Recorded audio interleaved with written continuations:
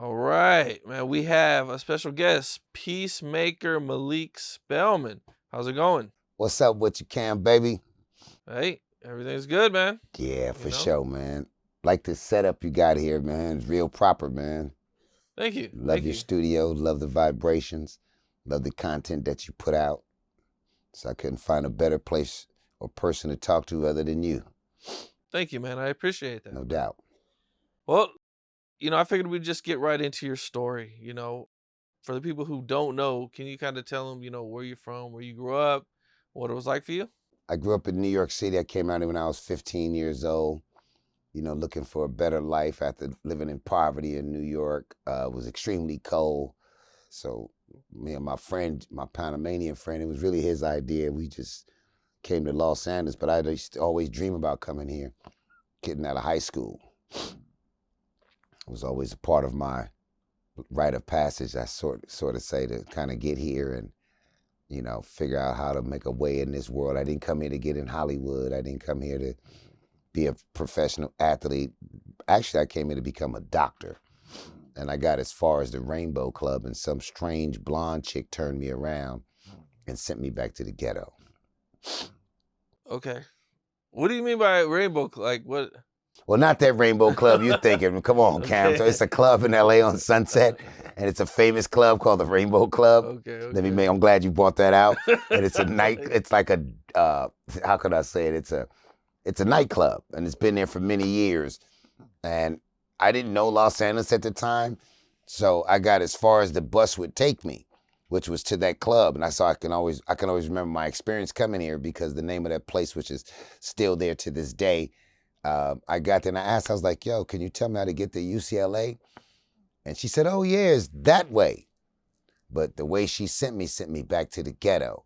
And I was only about 10 blocks away from UCLA because my folks sent me out here to get an education. I came on my own, but once I got here, I wanted to go to UCLA. So my stepfather was like, yo, man, get the application and get all the stuff you need and give it to me. But I didn't know I needed grade points and GPAs and diplomas and transcripts. I didn't know. They never taught us that in school. They just said, you get an education in New York and we'll send you off to college and that's it. But we didn't know that you had to have a certain grade point. I thought you just paid your way. So my stepfather, who was instrumental in saving my family, Jesse Petchers, he said, just get them to call me and I'll pay for it. And that never worked out. The lady sent me back to the ghetto. And I started selling PCP with my homeboy Buddy. Rest in peace, Donald James' family, Carl, and the irony of the situation is the guy that I met before I got to Los Angeles was named Buddy. We had a layover in San Diego. And when I did the layover, it was a guy sitting on a chair that was stabbed up. And he had a bunch of jewelry on and stuff. But I didn't know the dude. He was visiting a friend that we were going to visit. So before I left, I was like, yo, dude, you gonna be all right, man? You got your money, you got your jewels, and you had a lot of nice jewelry on. You got your rings and watches. And he was sedated. I'll never forget, he's like, white boy Buddy, Milton James. So when I came to LA, me and my boy my boy Akili, my Panamanian partner, we trying to sell some powder cocaine because we broke. We fresh from New York. And we trying to sling it, and this dude's like, yo, man, you from New York. Carl. And I was like, yo, how'd you know? He said, man, this cocaine's from New York. Anyhow, I guess he must have shared something with his brother. But coincidentally, the guy that was his brother was the dude that I had left on the couch, stabbed up in San Diego. So imagine if I'd have did something low down to him and then came to LA to the hood on 73rd and Broadway. Unbeknownst to me, this dude is the king of manufacturing PCP. So Carl's like, man, my brother wanna holler at you. I'm like, yo, brother, man, I don't know your brother. I don't even know nobody out here, dude. I ain't even been here 2 days. He's like, nah, my brother wanna holler at you, man. He said, man, you was in sharing something. I said, what? So I went over there. I was like, yo, you the dude that was on the couch. He's like, yeah, man, I respect you, man. You didn't take my stuff, because we could have robbed him, man. We could have broke out. He had money and whatnot, but out of loyalty, he said, man, I'm gonna make you my man. Right hand. So I became his lieutenant. And mind you, this dude is the king of manufacturing PCP. So I met his brother Donald and his sister and his family, and they kind of embraced me, And from that point on, man, it was hell on earth. Okay, so you said you're 15. This happened when you're Yes, 15. sir. Okay. Do you go to school when you get out here? I'd already graduated in New York. I didn't even stick around to get a diploma or nothing, man. They just said class dismissed. And all I could remember dreaming when I was in 10th grade and 9th grade, I used to dream about going to Cali in a Triumph, MG Triumph ragtop. Didn't have no concept of gas, driver's license, nothing. I just had a determination to come here, and I to this day, I'm starting to figure out, why did God send me here? So you don't really have like a reason for wanting to come out here. You just wanted to be in LA. I had a reason. I was escaping poverty. They had locked my mother up in prison. They had broken my family, and I was just determined to be somebody in life. And I figured the best place for me to have action at that would be Los Angeles. And I came here trying to make a better way for myself and to get out of being homeless and in the streets. It's no joke being outside. What made you want to be involved in the streets when you came out here? Well, I was already in the streets as a kid growing up in New York. That's just a rite of passage.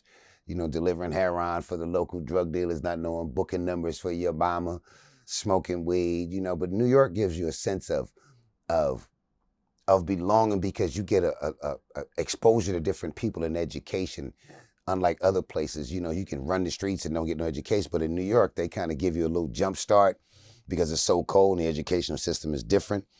But I didn't come out here with any agenda to be a star or anything, although I've made it in certain parts of like the news business. I became a reporter, won a lot of awards and stuff like that. But for the most part, man, I just came out here haphazardly, not even realizing what I came for. And I'm here, and I got 2 beautiful children, 2 grandchildren. But I've been over 300-something gang-related funerals. Mind you, I grew up in South Central on the east side. Damn. With dudes like Bernard Petaway and Ralphie Petaway and Ray Scoggins and Donald James and, just the Kim Walkers. All my friends, man, if I was to add up all my friends, Capone, honestly, of all the time we've done, all the time that's been given to us, it would come up to over 10,000 years. Damn. Like if I added up all the life sentences and all the 15 to lives and the 20 here, the 10 here. So I said, man, I'm going to try to do something in my life that make the lives of the young people better. And that was my main objective. And I guess that's why God sent me here too. Man. Okay. And so your mom's in jail when you come out here? So you're by yourself? Yeah, I was by myself. I was by myself the whole time. My mother went to prison for throwing some lie in a lady's face, on a discrepancy that they had, and they sent her to prison for a couple of years, and it was just bad, Then when she came out of the jailhouse, that's when I pushed out here, because they had sent her to Rikers Island or one of those women's institutions in New York, and they took my brothers and sent them some to foster care. My sister, God bless her soul, rest in peace, put her and some of my relatives. So they split us up, man. And my one little brother, he did like 20-some years for killing my stepfather, which was called the Death Wish Killings in New York. You can read about it. And it was just an amazing adventure, man, on the route of not knowing where your life is going to go, but on the contrary, you're out saving lives. So as I always say, my childhood took the escalator and my adulthood took the stairs. Now, being out here, do you ever get arrested for anything?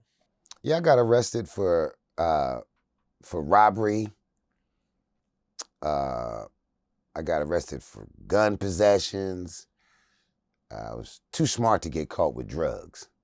We didn't play that. You know what I'm saying? If you get in the car with us and we had 4 or 5 gallons of PCP, we might have a big tub of acid in the front. So if you come here, officer, you're going to get this PCP full of acid. So we had a different moves when it came to dodging law enforcement, because back when we was growing up, law enforcement was serious.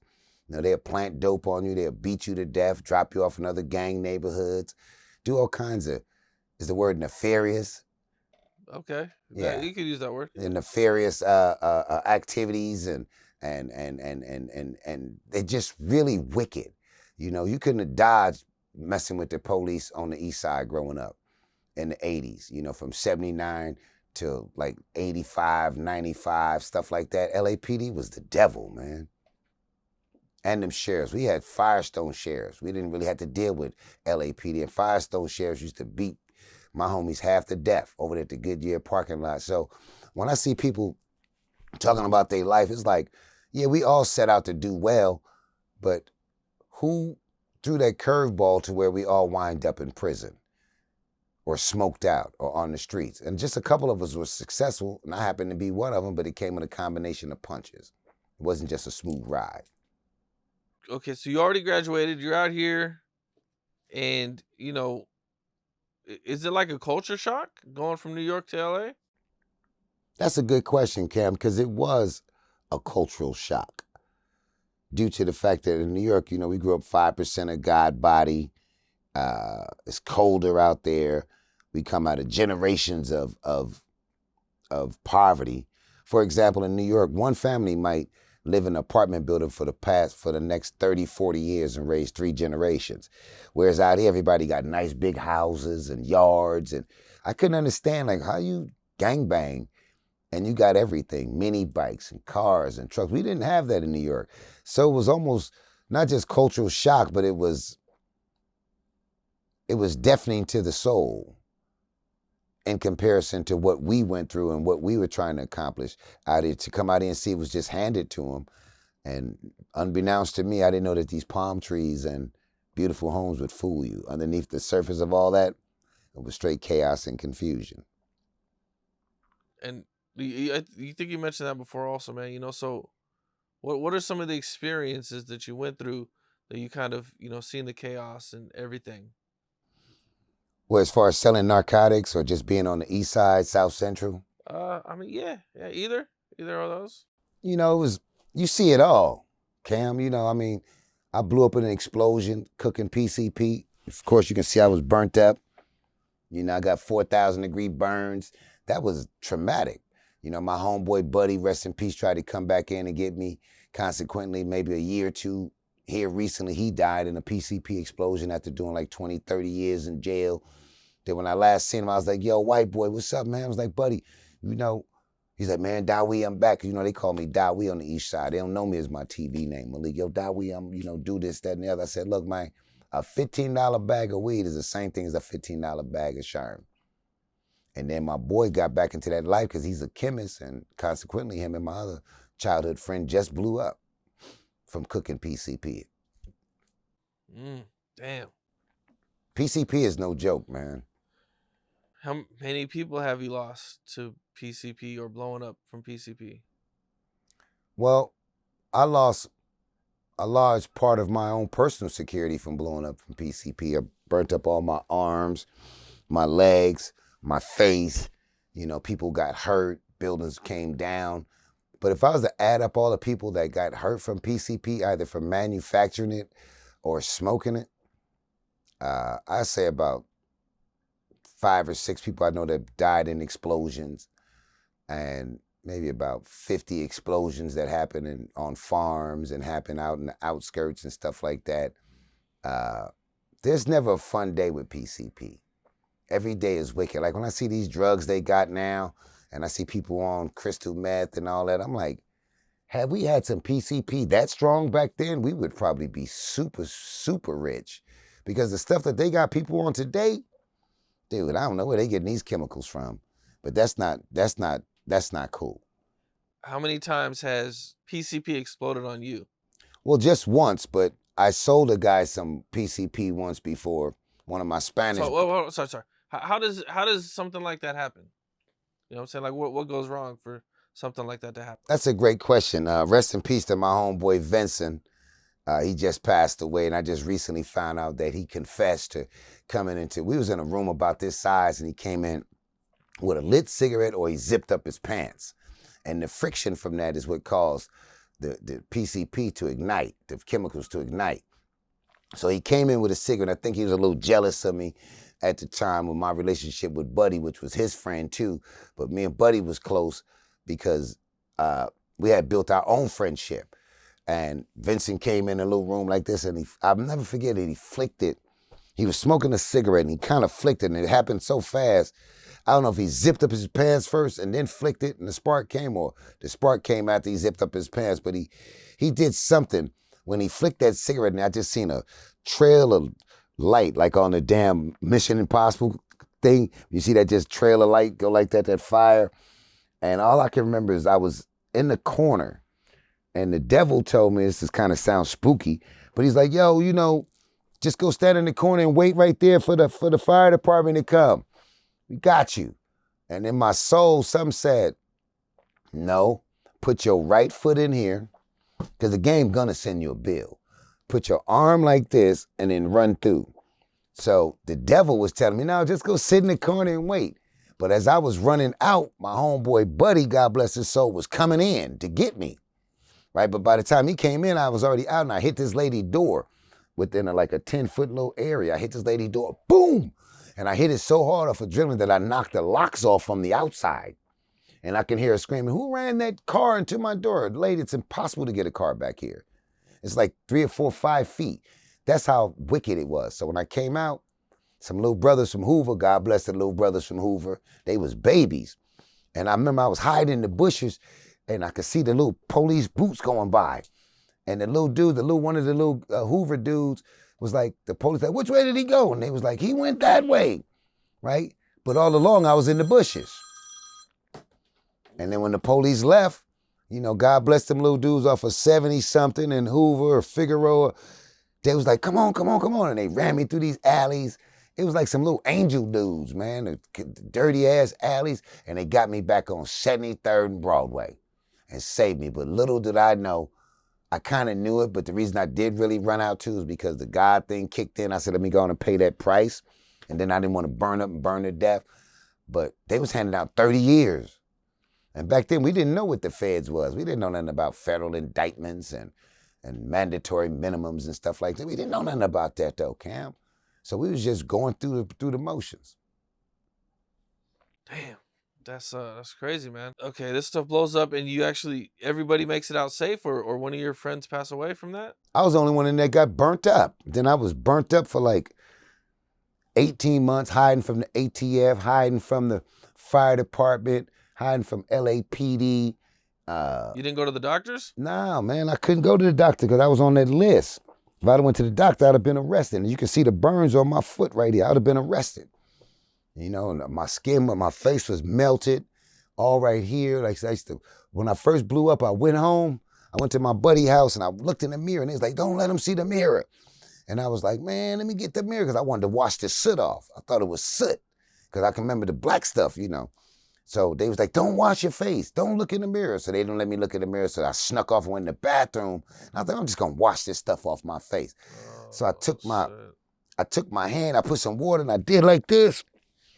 And when I did like this, I thought I wiped the soot off and all the skin was in my hand. I was like, it was just skin and flesh and burnt skin. I'm like, oh man, I'm done. My hair was poofed out, burnt. My clothes was melted to my body. That's why I tell people, man, stay out of that drug life manufacturing, man. If you ain't built for this, man, if you ain't ready to go through this type of shit, shootouts, police watching your ass, your homies dying, man, I was looped. I never smoked PCP. That was taboo for us. But I got looped before selling my Spanish boy some. He consequently drives home and broke his neck and killed his crazy self, him and his girl. But then the penalty I got, I had put something in a lollipop jar, put it in the freezer, something that was dangerous. And then he came and was like, yo, Dawee, sell me a little bit of that cannabinol. And I was like, okay, and I bust the jar like this, and the shit went up my nose, poof. So I'm over my boy Arnold's house, God bless him, and I said, man, let me use your bathroom. And he's like, oh, go ahead, Dawee, use the bathroom. And the bathroom came, when I tell you the bathroom went from 2 feet away, 3 feet away to like a mile away, like in 3D. I'm walking, right? I'm going to the bathroom, but the bathroom is getting further away. I'm like, whoa. Now I'm looped for about 6 weeks. 6 weeks?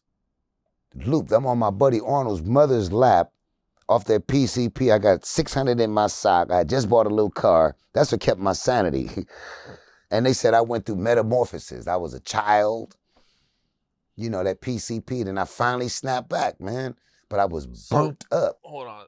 6 weeks. Yeah. And you didn't take no other PCP, just the one time? I never took it. It just went up my nose. Yeah. And when it went up my nose, it just hit me. I smoked a joint. And then I was like, my boy, let me use the bathroom. Which the bathroom is like from here to where you are. And then I went from that to, whoa. And the hallway came like 10 miles long. I was like, whoa. And the next thing you know, they put me in the shower, gave me the cranberry juice, the milk. For all y'all out there getting looped, when your people get too stuck, man, get them some cranberry juice or some milk, man, because that's what's going to break the poison inside of them. And they had me and his sister, God bless her, Brenda. She just passed away like not even a month ago. They had us in the shower, man, and trying to bring us down. But off that loop, I seen one young lady, dude. She had like 1,000 centipedes right here, man. Like she was a real shapeshifter. That PCP that you see in 6G and 5G, it's not like what you think. So when you see the people outside hallucinating, talking about they got snakes on them and shit, that's what that stuff do. Damn, man, that's wild, bro. 6 weeks. I was looped, man, up. Now, when you were going through this for 6 weeks, did you like have any consciousness of what's going on, or were you just like out of it?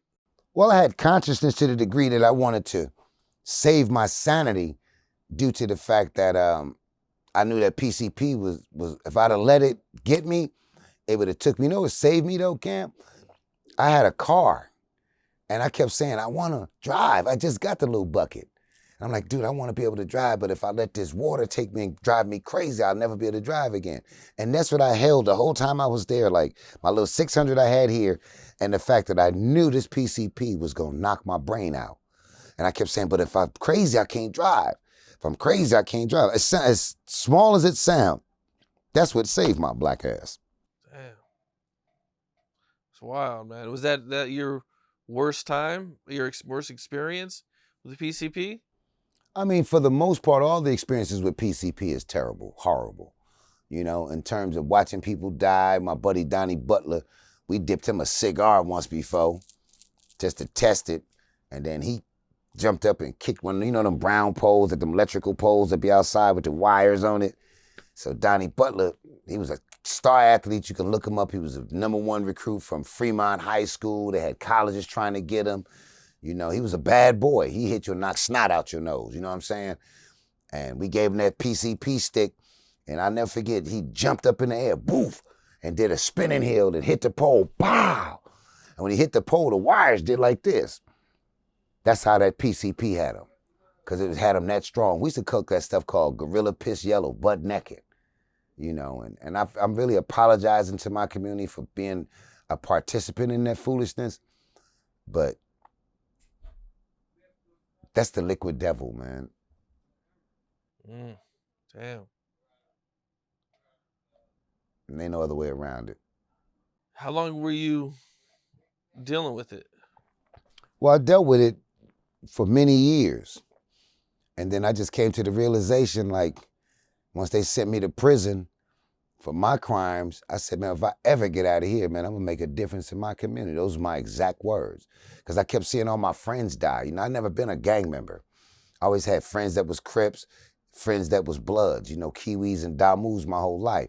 So being up on the east side, you got East Coast on one side of the fence, you got Swans on another, 7 Trays, Kitchen Crips, then you got the Hoovers on the other side. So I was cool with everybody. Then you got the Sereños, the Florencia Tres, and, you know, the brothers in the dirty 30s and the bottoms and stuff like that. So I was always cool with everybody. And then I just started seeing my friends because I didn't know what the discrepancies were about. I'm from New York. And I started seeing them drop, and I had to choose. Like, man, I'm not going to choose them over them. And that's what really fueled my heart, man, to do something. I couldn't choose. Man, okay. Now, how long did you do? How long were you in prison for? I was sentenced to 7 years. I did 4 years, maybe 4.5 years from disciplinary issues, stuff like that. I went to Old Folsom, Corcoran, Solano's, you name it, man. Chino, you know, it was hell on earth. And you get out. Then I got and out. you want to make a difference. So what's the first thing you do to take those steps? The first thing I did when I got out, man, was, like I said in this other interview, I was in shock. I cried like a bitch. Like, because I seen the conditions of the neighborhood. You know, in prison, everything is big and clean, and, you know, they're sweeping all the time, and people sleep, and they look healthy. Then when you come out here and see the stress on people's faces and the scene of what we had did to the community with that crack cocaine. Remember, the CIA bought dope to our neighborhood. You know, Freeway Rick is a friend of mine. Lil Tommy and them is friends of mine. Lil Haney and all them dudes. You know, these are dudes that we've made contributions to this drug trade out here. Before the cartels and all that, man, we was out here in the streets as black men poisoning our own people. And when I came out and seen the devastation, and the females that we used to date was strawberries and smoked out, I said, man, you could be a dog and have a tear in your eye behind this, because it was wicked. When I first came to LA, man, the house was paid for. All the black people was in Pop Warner, and, you know, was water bottles on the yard and gophers and lowriders and cars and gangbangers. People got this misconception that gangs has always been the leading factor in LA. That's not true. When we were selling dope, gang members didn't want money. They wanted to gangbang. Then when they got introduced to the cocaine, then something different happened. But for the most part, the cats we grew up with, they was like, man, money, everything, school, everything, nigga, this crip, this blood. And they was serious.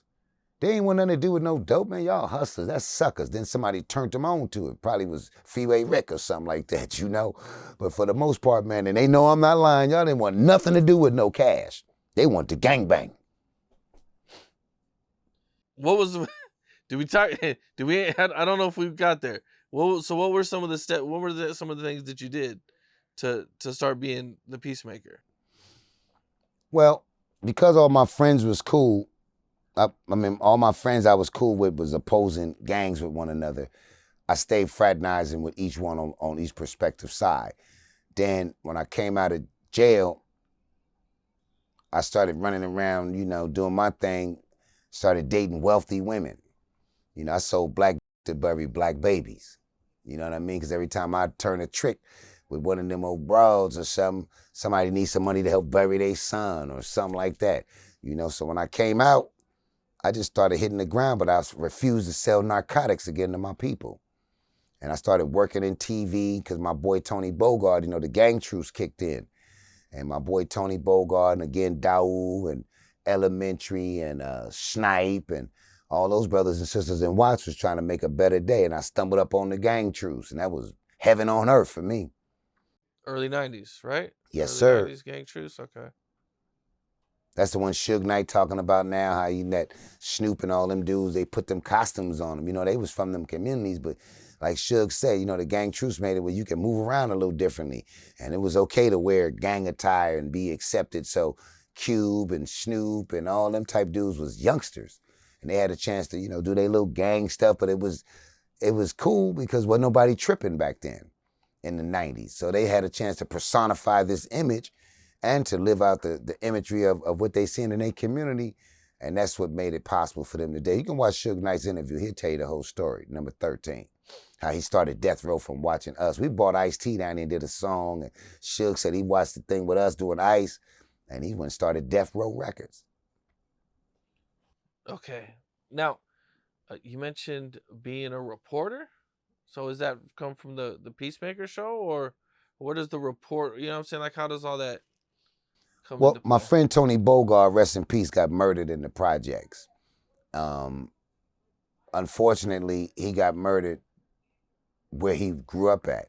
And he saved me from getting murdered that night. Because Tony was like, yo, Malik, he called me Streets, X. X, go get me some weed. And I was like, man, some weed? I said, man, Dr. Perry got some weed in the projects. Let me walk over 2 houses. And he gave me that 1,000-yard stare. Because, you know, I know some brothers and sisters from them gangs that got that 1,000-yard stare in their eyes that you know what it means. I know some youngsters with that 1,000-yard stare. And when he gave me that look, he was like, I was like, man, get some weed. I said, man, Perry got some weed. And he said, go get it from Urkel, one of our homies named Urkel that stayed off on the west side off of Crenshaw. And I was like, all right, man. I jumped in my car because they was gambling and, I wanted to stay around the activity. And when I got to Urkel House, my beeper, back then you had beepers, and it was on the front of the car on the dashboard, and it started jumping like this, but it leaped up in the air. And I said, man, they done killed my friend, Tony Bogard. Damn. I could feel it. When the thing went off, because it was like a bunch of calls came in at one time. I said, they done murdered my boy. And I answered one of the call, man, they just killed Tony. But he knew he was going to die. He sent me home so I can live. And I just kept doing what I promised what I was going to do when I was with him. Like, man, we're going to stop the killing. And I never stopped. As a result of them killing him, the news came down, was like, we come to cover this story. A lady named Yvette Grady, I'll never forget it. It was Rupert Murdoch's girlfriend. She's Australian. And she was a producer at Fox. Beautiful little sister, too, from Australia. I love her. Wherever you at, Yvette, I love you and thank you. And she was like, we come down here to cover the Tony Bogard story and da-da-da-da. And I said, I'll never forget, I said, y'all always come down here when it's blood, sweat, and tears and murder. Don't y'all ever come to cover anything positive? She said, well, there's nothing positive going on down here. And I said, that's a lie. She said, well, do you want to be a reporter and bring us something positive? I said, yeah, come on. So about 3 or 4 months later, they called me from Fox 11 News, like, man, we need you to be a reporter. I don't even know how to write a sentence good, cut on a computer. And they put me on, and I've been an award-winning reporter doing urban tales ever since. Damn, okay. Now, you had a show. Okay, how'd that come together? Well, Ice-T was doing some stuff called America's Other Civil War. And he came to me like, yo, Malik, because we had already bought Ice-T from up in the hills off the Warner Brothers jet and brought him to the ghetto and told him to work with us with the Gang Truce. He did that song, Got a Lot of Love. So Ice was like, yo, man, they want to do this thing and I want to take you up there and see if you can tell them about what your efforts are in the streets as far as stopping the killing. The show was for Ice at first. But then when we got up there, the white people was like, okay, Ice, we with you, but you in a Rolls Royce, you live in the hills and you kind of made it. So it wouldn't look right for you to be jumping out your car going to the ghetto talking about stop the killing. But what about that nigga right there? They was like, ooh, Malik? Because that's my life story. Peacemaker is not a TV show. That's my life. That's what I do every day for the past 40 years of my life. And they put me on. And I did the show and I met some interesting people along the way. The only thing that was scripted, and I'm going to say this to the audience, on my show Peacemaker, was they told me, Malik, show us what you do every day. Reenact it. Okay, I get up, I get in my car, I drive off. Other than that, the discrepancies were real. The discrepancies were real. Okay. Now, so when did the show air? It aired in 2010 by A&E Product. It was the #1 rated show. It had 5 segments. It was the highest rated show on TV at the time. It got more ratings than Oprah Winfrey's whole network combined. And it's got millions of views. George Hinojosa, which is Ice-T's manager, piece of shit. He stole everything and ran off and, never did another season. And just a piece of shit. Him and people like Keith O'Derrick, who I did Straight from the Streets from. When I interviewed Snoop, if you ever pull it up, I interviewed Snoop, Nate Dogg, Shaka Khan, name one, Martin Lawrence, Chris Tucker. You can name the person, and I've interviewed them personally before Venus and Serena Williams, when they was broke and poor. And I see some of them people today, like, and Venus and Serena, I seen one of your sisters one day at the airport. And I know your father, and he told me how you got in tennis, how he stole the check and put his name on it and had the other white dudes sign you into the tennis game. I know the whole story. But you were so rude when I seen you. And I was the first person to ever interview you when you was po as hell with bumps in your face and little bitty braids. And I cheered you on, sis. And I don't want anything from you but respect. And to see what you're going to give back to the city of Compton. Because my kids is born and raised in Compton. So when I see these people, the Snoop Dogg, although I love Snoop Dogg. Because he has his issues as far as Snoop being Snoop in the community of people that you're probably one of the few that's been successful. Or you have personal issues with people in your own life, but at least he didn't do me like them bras did. and a few other ones that I know, that they see me out here stopping the killings. I know Steve Harvey, you see me. I know Martin Lawrence, Chris Tuckers. I know you people. And you do nothing to help black people. And you see me out here. But I ain't tripping because we got this. Okay, you do this show, and it doesn't get picked up again because the dude stole everything. Well, he stole everything. They overspent the budget. And then from what George Hinojosa told me, and these are his words, man, I can't do the show no more because his wife or his girlfriend was a manager or something for Madonna. And I believe she, God bless her soul, I believe she committed suicide. And George was like, man, if I can't do the show because it's dangerous, but you never brought your ass down there no how. We never seen you down there in the streets when I did that show. And if I get killed doing this show, then my daughter ain't going to have anybody. No, dude, you stole the rest of the budget. You overworked it. To this day, I don't get no residuals. Where's my bread at, George? It's been over 10, 15 years. You ain't never once. Don't ever trust George Hinojosa, Ice-T's manager, because he's a money-hungry animal. He only cares about himself. Damn. Okay. Now, what exactly do you do? How do you bring the peace or increase the peace or help solve problems? How does it work? Well, one of the things that we do is I don't try to use the word peace as much as I use the word getting understanding. If you from one side of the tracks and I'm from another side of the tracks, instead of you, before you pick up a gun, pick up a phone. You don't write on my walls, I don't write on your walls. You don't disrespect me, I don't disrespect you. When I see you in traffic, you give me a pass. When you see me in traffic, I give you a pass. You know what I'm saying? When you with your homies, instead of stomping me out, man, hey man, that's old boy from over there, get on about your business. It's called getting an understanding. Pick up a phone before you pick up a gun. And I created that phrase and the license to operate phrase that you hear people say, LTO. When you get a license to operate, meaning your community will give you diplomatic immunity, because diplomatic immunity only lasts so long in any situation from here to Afghanistan. So when you got a situation where you got a license to operate like I do, and your license hasn't been revoked, you try to go to these different communities and try to not make peace, but to get an understanding so that way it won't be no unnecessary murders, because there's nothing worse than knocking at a mother's door who had lost her babies or a family member who done lost their babies. Yeah, you might put in work and you get to skip around and act tough, but do you know the damage that you've done to the 13-year-old that's in that house? To the 3-year-old son that person has, to the mother who's supposed to have their children bury them and not them bury their children. That's what we look at it when we go in there. We don't go in with no predetermined impression of what we're going to do. We go in there knowing that there's a hurt family and that this is going to have generational effects. While you're celebrating with your Xbox and your homies high-fiving, you just destroyed a whole family or more. Man. Okay, now doing this throughout the years, man. So you've been doing this for 30 years plus years now. Yes, sir. The anniversary of the truce is coming up in April 29th. Okay. Okay. Now, with the gang truce, how long did it last? The gang truce is still lasting to this day, 30 years later. It's just that it's different degrees of how we interpret it, whether or not it's better off now than it was then, or have the mindset of the youth then changed from then till now. And the gang truce consists of people now can wear different colors.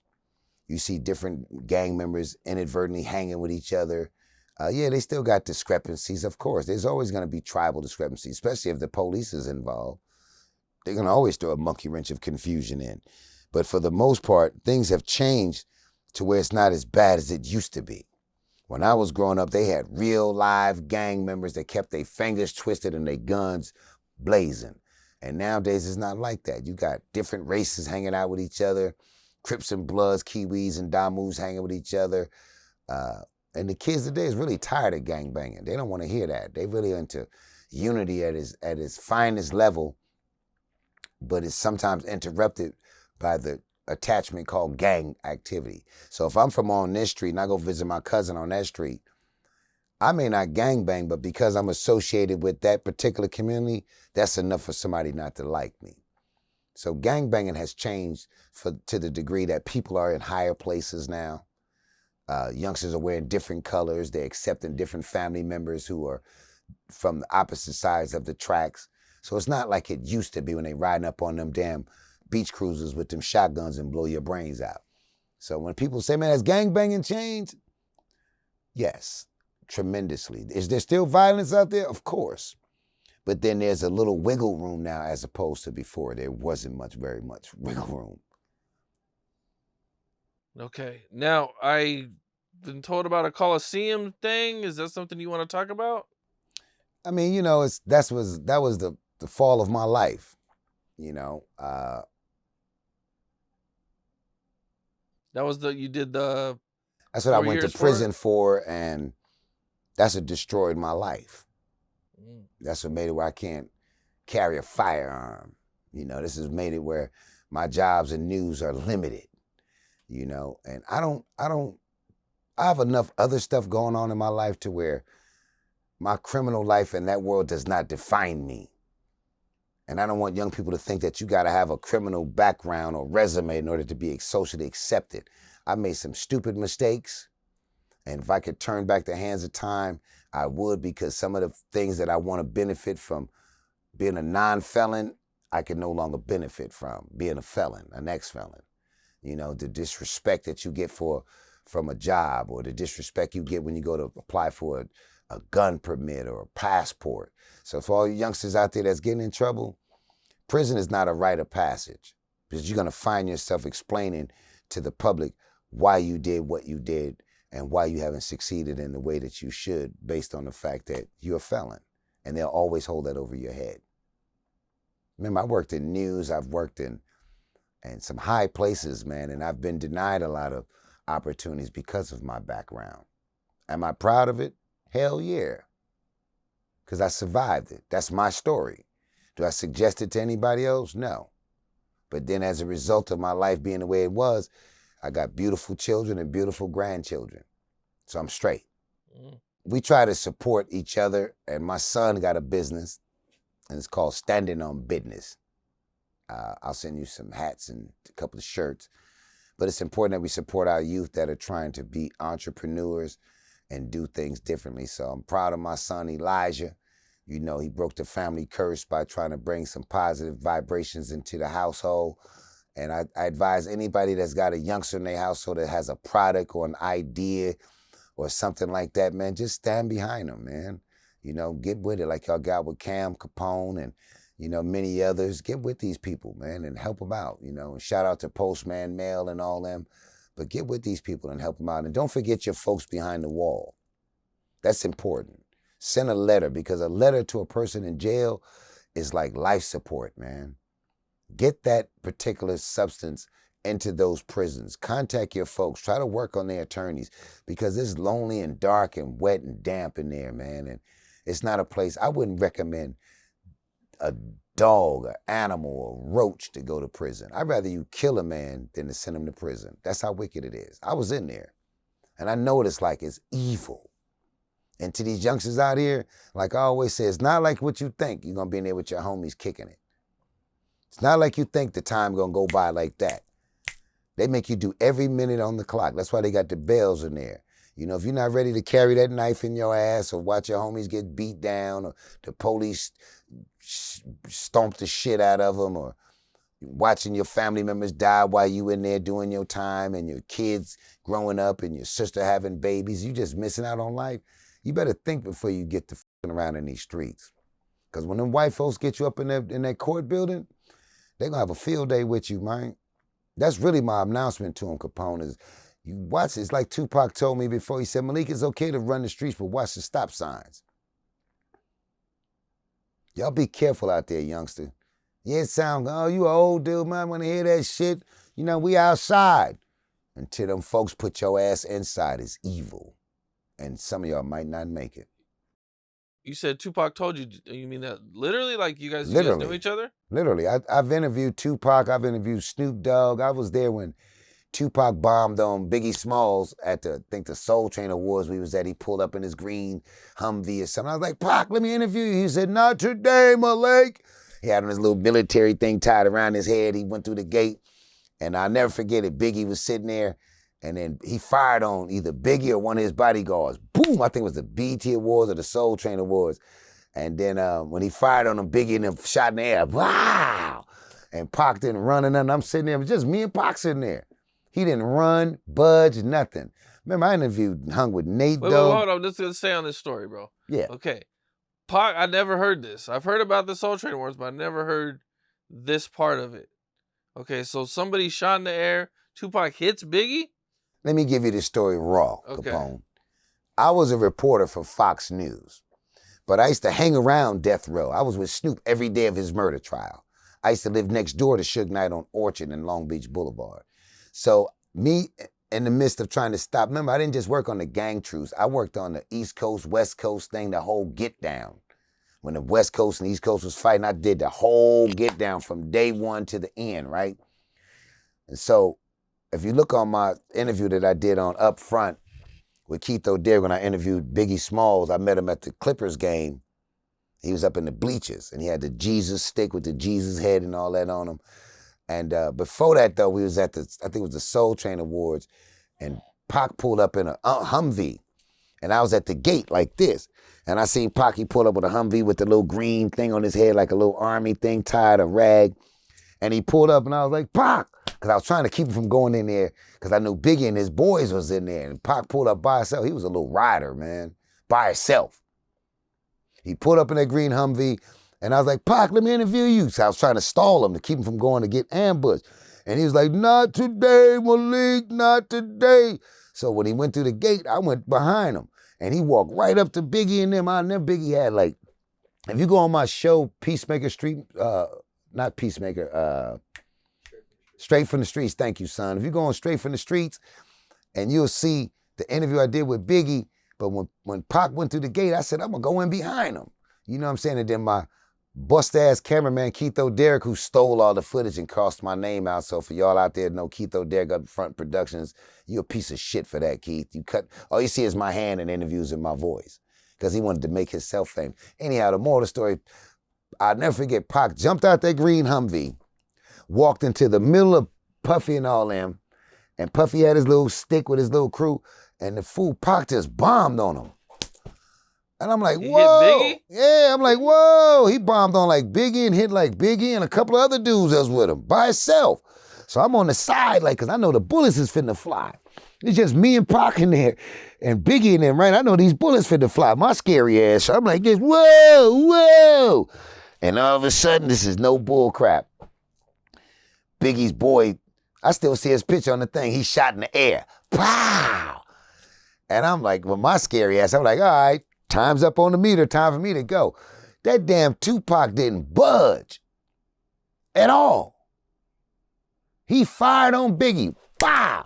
And his boy, boom, shot in the air, and then Pac was ready to fight all of them, man. I said, okay, it's time for me to get my scary ass out of here.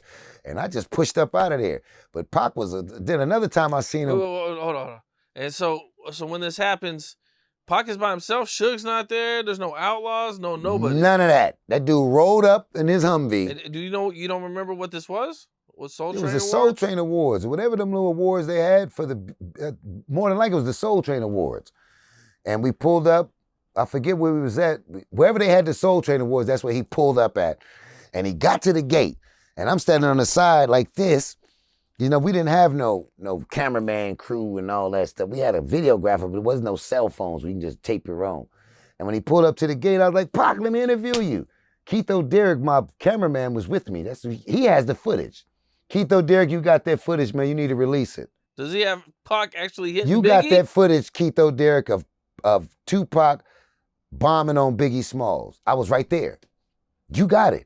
Keith O'Dare, Upfront Production. You know me, Keith, Malik, the guy you stole all the footage from. Yeah, that you on there now with me interviewing Venus and Serena Williams, Martin Lawrence, name a person, Tupac Shakur.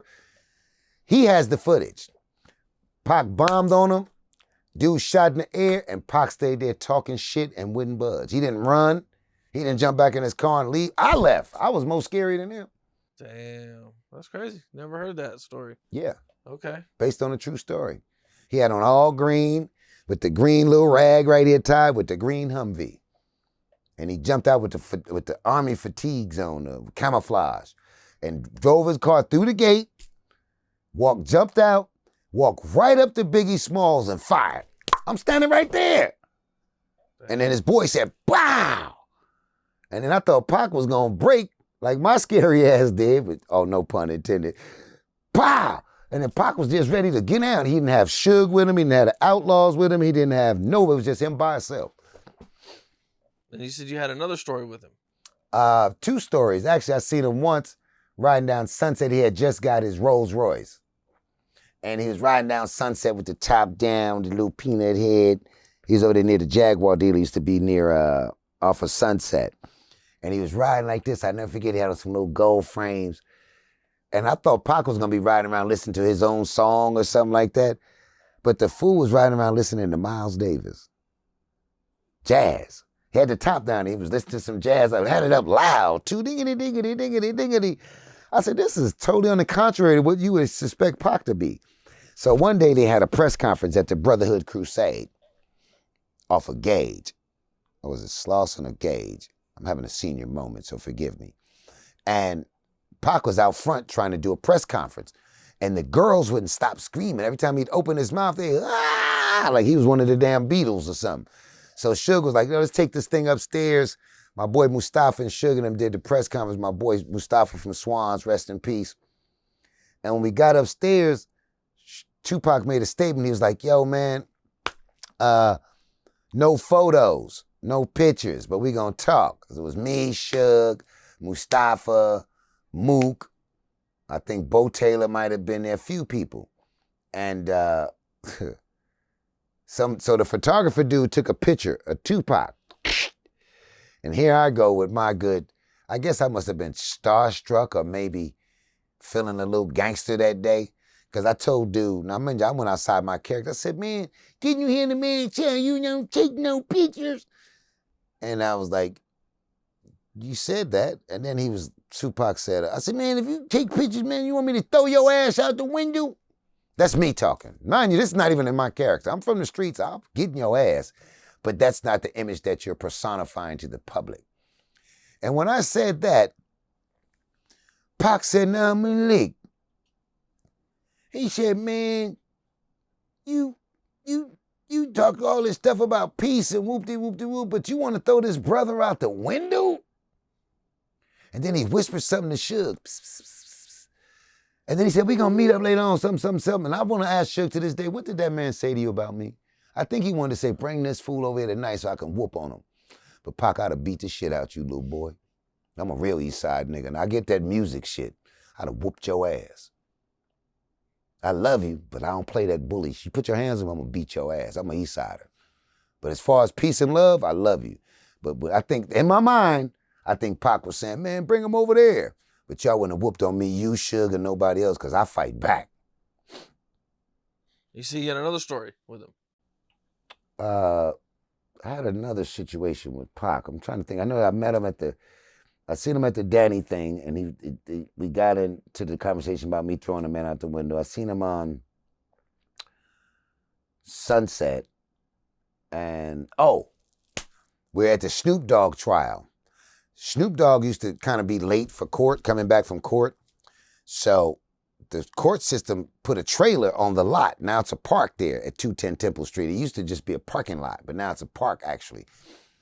And they put the trailer there, so all the rappers used to come down from Death Row. Suge came, because Snoop couldn't leave the lot no more, so they put the court building, put the trailer there so he could smoke his weed. And by the way, Snoop was the first person by God's grace, through Suge's help, was the first person to ever install Wi-Fi in the court building downtown. When they fought the Snoop Dogg murder, Suge Knight had that law firm. They installed all that Wi-Fi stuff. 210 Temple Street never had that. Death Row paid for that. That way Snoop can fight his case with all the law clerks and they can put all the laptops. They didn't even have Wi-Fi in the court building. They put the computer down, they put the trailer down there, and Tupac pulled up. Tupac, Suge, MC Hammer, a couple other people that was on death row. Now the court building downtown, I don't know if you ever been there, but it goes up to like maybe the 11th or 13th floor or some shit, and it has balconies. So when Tupac came, We looked up there and there was one lady looking out the window. When I tell you 10 minutes later, dude, it was thousands of females. I didn't even know the court building had windows that open and balconies. And they was all over the balcony looking at Tupac like this. By the thousands. I'd never seen something like that. He was in the parking lot. But all the women, the judges, the prosecutors, this is a known fact. That's how much impact that man had. Them windows and doors ain't been open on that court building since. And that's probably the first time they had been open in 100 years.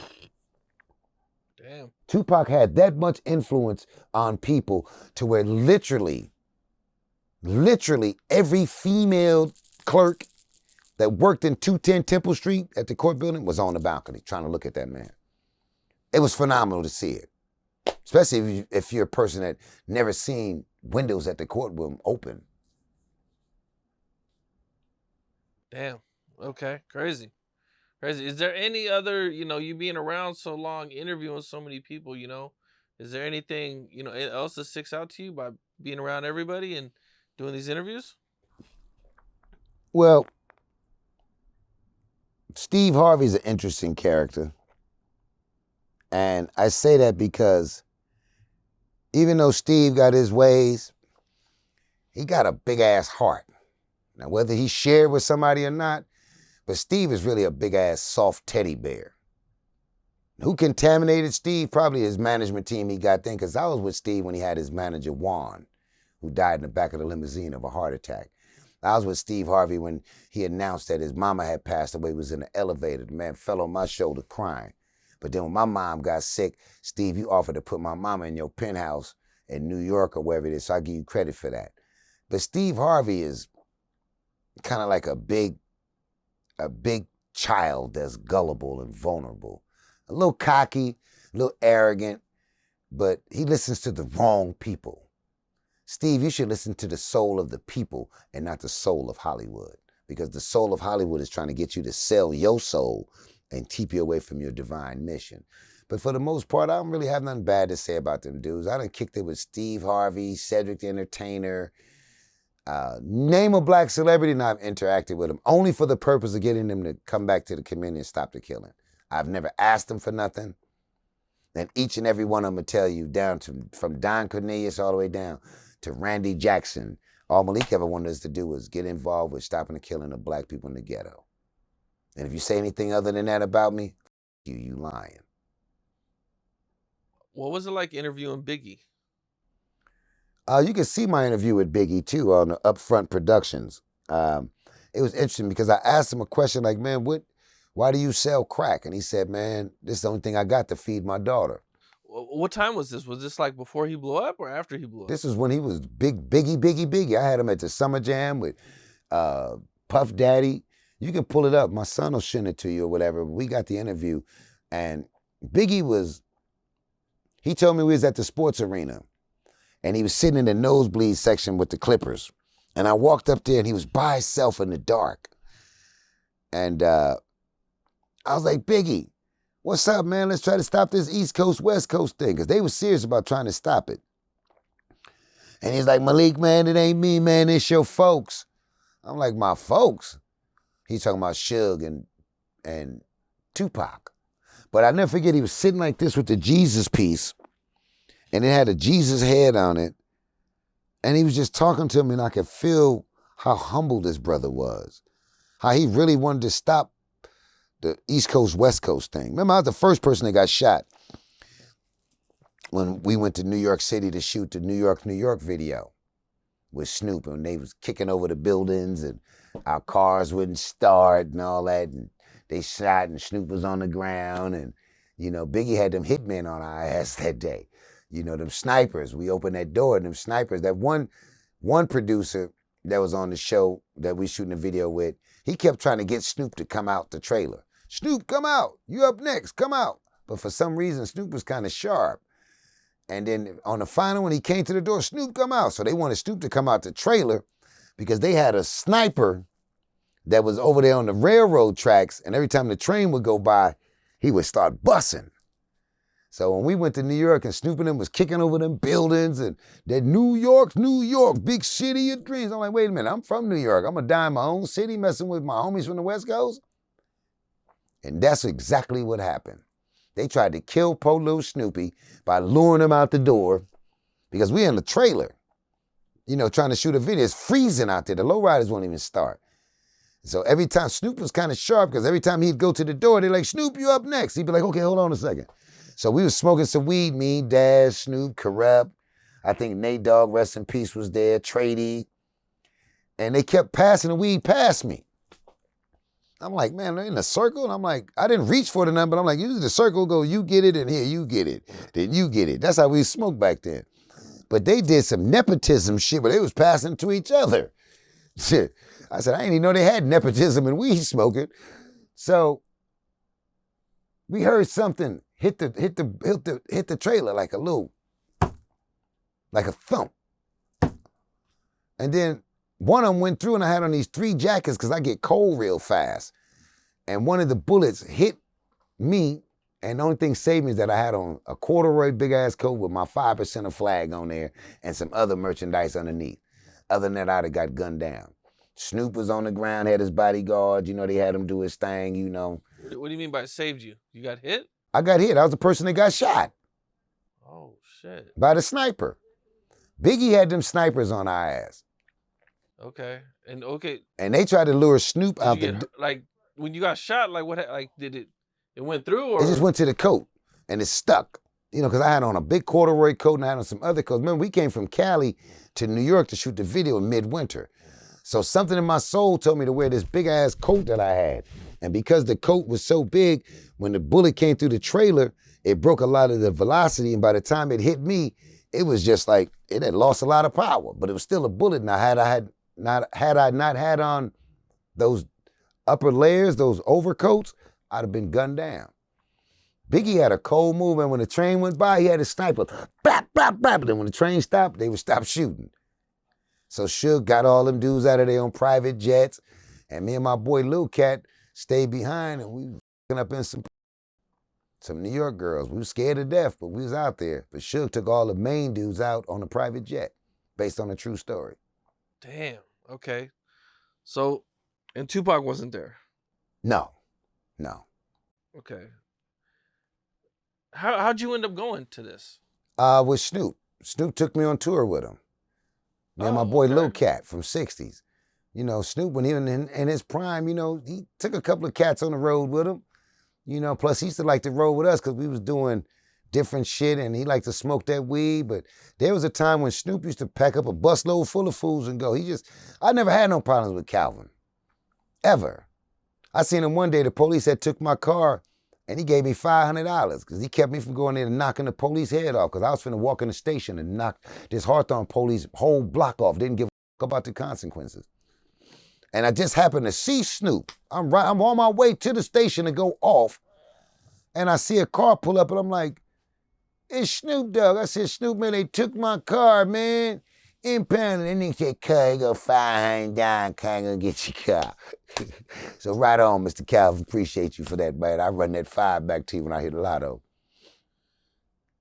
Did you see Biggie after the trailer incident? No. You Never seen Biggie after that. Wait. No, because he never came back to Cali. After they shot us up at the New York video shoot, I never seen him again. Okay. Ever.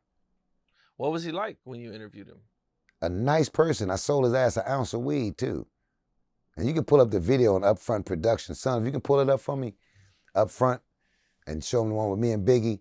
But he was a nice person. I used to sell him that weed. That's one thing I did like about it when I seen him. I had that bullshit Cali weed that I spent $50, $60 from, and I sell it to Biggie, $200-$300. Keep it moving. I used to sell weed to Quincy Jones. I used to work for Quincy Jones, Vibe TV. I'm one of the people that's responsible for getting Master P on TV in New Orleans when he first came out. Because I worked for David Salzman, Quincy Jones, and Don Cornelius owned a TV network down there called Fox, and they owned one of the stations. And I recommended to them that they put Master P on in his hometown, and it became one of his greatest debuts, and he's never looked back since then. I've helped a lot of people that don't even know it. Man, Countless that's what's people. up, man. That's what's up. Like Dale Dogs and them brothers from Main Street. Dale Dog was instrumental at helping his community. I was involved with helping Dale Dog get involved with the gang intervention prevention. And them was the type of dudes that, although they had street credentials, but they had hearts that was big as elephants as far as concern for the folks. They expressed it differently. They wasn't the type that's yummy, yummy, yummy, and, be all girly with it. They were real men type person, manly men. And Dale Dog and them dudes, man, accepted that challenge to change and tried to save their communities. Tony Bogarts, Tie Stick for the Nickerson Gardens. Various people, man, tried to participate in some stuff, man, and make a difference. Man, okay, that's what's up. Anything else that happened during those death row days? Oh, I helped Nate Dogg before when they had Nate Dogg accused of robbing some Taco Bells.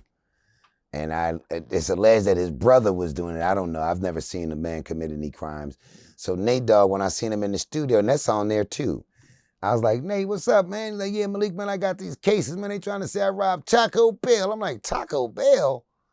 I'm like, okay, I got a plan. I said, get Snoop Dogg's rolls. You stand right there. And then I'm going to interview you as if you didn't have to rob Taco Bell, that you can afford to buy one. And it worked. I said, stand right here. Snoop had a brand new Rolls Royce. I was like, so Nate, they saying that, you can look at the interview, they said that you robbed Taco Bell. What do you feel about that, man? I said, man, I don't have to rob no Taco Bell. Malik, I got a Rolls Royce and da-da-da-da-da. And he beat that case when he did that song, Never Leave Me Alone. I was in the studio with him when he was recording it. So I've helped many of them. I lived with Too Short. I can remember a time when myself, was it Ice? I think it was me, Ice, and Too Short was standing somewhere.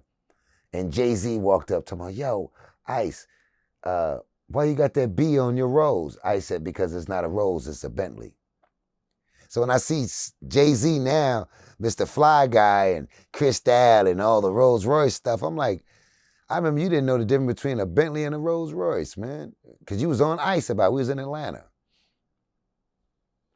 Now he's Mr. Don Perignon and Mr., Boat Tail Mercedes dude. Like, dude, I can literally remember when you asked Ice, why you got that B on your Rolls? And Ice told you that's because it's not a Rolls, it's a Bentley. Damn. Now taking it back to the East Coast, West Coast a little bit. Did you ever talk to Pac about ending the beef or not going after him so much? I talked to Biggie. And I believe that in passing or just through actions, Pac knew that we was working on the East Coast, West Coast thing. But at the end of the day, the East Coast, West Coast thing was really fueled by corporate America. See, when you get in bed with them liquor companies like Puffy just did, or if you get in bed with the liquor company like Suge and them did, or Cube, right? Or not Cube, but 50 Cent right now is into it with Jack Daniels. When you get in bed with them wines and spirit companies, the Kennedys, you're in for a rude awakening. And that's what happened with Puff Daddy and them. You get in bed with that liquor company, dude, that's Bugsy Siegel. You're going to get scooped up by the little homie in the Regal. So the best thing to do when you in that record game, that music game, stay away from that alcohol, man. And that's what happened with Puff Daddy. That alcohol game, and you piss them people off, and they got friends in high places. And when you piss them off, they coming at you, baby. They coming at you like a dick in a porno. It's really that simple. So when Pac was on there talking about Alizé and all that, that's when their problems started. Think about it. Everybody that gets in bed with the alcohol company and you're in the music game, the common denominator is going to be your demise. Simple and plain. Name one that got in the bed. Snoop and Master P tried to get in the bed with the cereal people. Didn't work out too good for him. Those oppressors, man, are not easy to be convinced that you're the person to represent what they believe in and get their money from. It just don't work like that. So do all your history and look at all the downfalls of the many black labels and the many black institutions or urban institutions. The majority of them got knocked down because of alcohol. Damn. crazy. I never thought about that. It's the truth. Yeah. Puffy, Jay-Z, 50 Cent. Who else had a drink? Somebody else had a drink. Didn't Master P have a drink before? Okay. I think he did. Stay out of bed with wines and spirits, or they're going to take the masters from you. Look at poor little R. Kelly. He's being convicted because he was a teen idol. They threw him out there heartthrob to the girls. He got a $700-something million catalog, and he's a functioning illiterate. And then Mel Gibson comes out with his list of perverts, and then they come out with the Epstein list with all these different high-powered, influential celebrities on there that's African-American, and then shit rolls downhill. So they like, okay, get it off for Oprah, because all those people was on Epstein's visiting list. Now it's like, put it on Puff Daddy. But when have your sexual orientation became a crime? Yeah, he got other things going on. I didn't see it. But why is all the black men and all the rappers getting attacked from the waist down?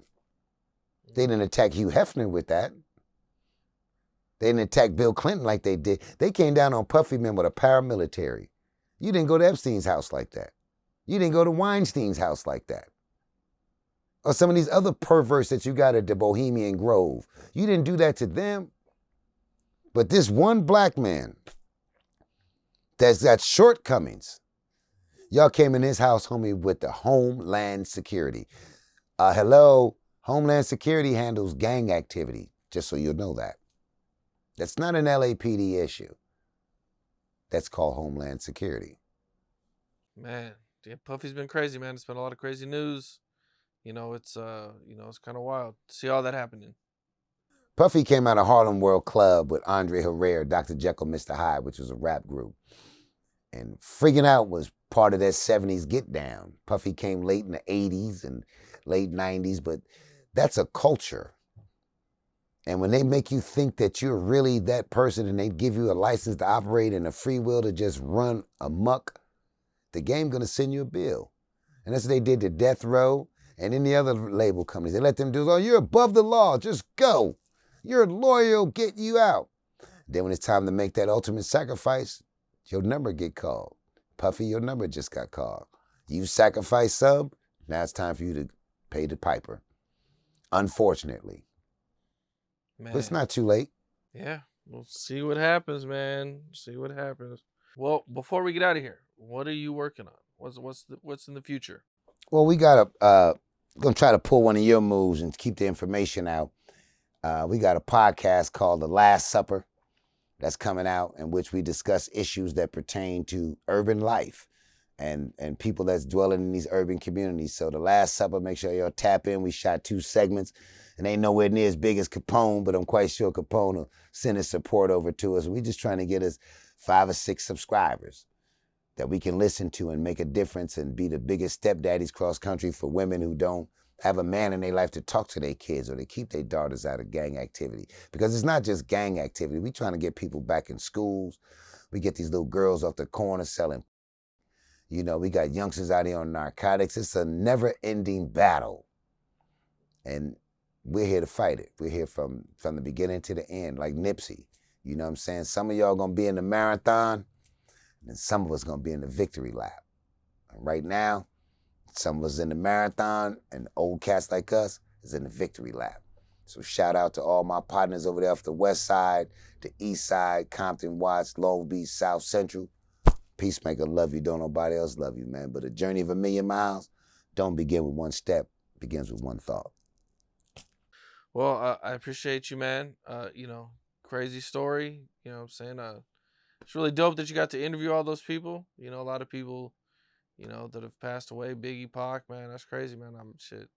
That's pretty dope, man. Somebody like myself would have, loved to have interviewed Pac or Biggie or somebody, man. So that's that's dope, man. It's been an adventure, and it's been an adventure, Cam. It's been an adventure, man. That's what it is, man. Once again, I appreciate you. Appreciate you more, man. Sure. Thank you. No problem. What's up? This is Cam Capone. We got more content like this coming soon. So hit that like button, subscribe, and stay locked in to Capone News.